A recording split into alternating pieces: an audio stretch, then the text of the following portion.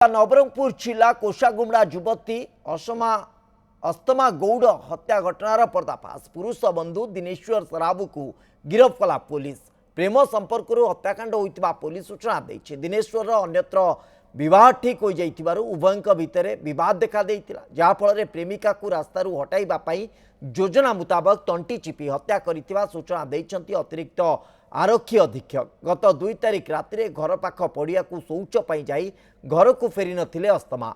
किछि समय पर आंबगछ निकटू युवती को परिवार लोके उद्धार करी कोषागुमड़ा मेडिकल रे भर्ती करथिले। तेबे चिकित्साधीन अवस्था युवती मृत्यु होइतिला। झील को हत्या करा जाइतिबा नै परिवार लोके कोषागुमड़ा थाना रे अभियोग करथिले। पुलिस पुरुष बंधु दिनेश्वर को अटक रखी पचराउचरा करिबा परे से सबु सत मानि जाइतिला। सेक्शन 103 बीएनएस रे केस रुजु कराइतिला, तार तदंत चलतिला। आ ड्यूरिंग इन्वेस्टिगेशन रे हम पाइलु कि से गाँव रो दिनेश्वर सराबू रो विक्टिम सहित लव रिलेशन थिला। आ जेतेले दिनेश्वर सराबू रो एंगेजमेंट हला से दु जण भितरे बचसा हला।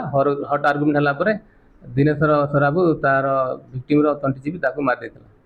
आ दिनेश्वर सराबू हमर पुलिस कस्टडी अछि, ते खूब शीघ्र जेल कस्टडी ताको पठाबो।